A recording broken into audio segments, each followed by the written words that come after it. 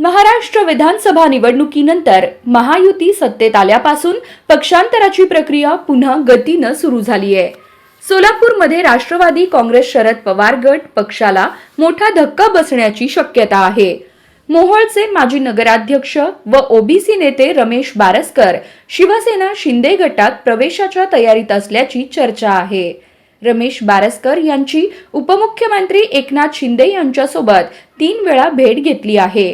येत्या 2 दिवसात उपमुख्यमंत्र्यांच्या उपस्थितीत बारसकर आपल्या समर्थकांसह शिवसेनेत प्रवेश करणार असल्याची माहिती मिळत आहे.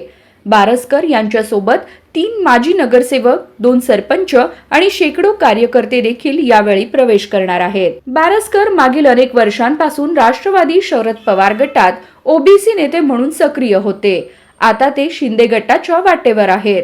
दरम्यान आगामी निवडणुकांच्या पार्श्वभूमीवर पक्ष संघटन मजबूत करण्यासाठी सर्वच पक्षांनी जोर लावला आहे.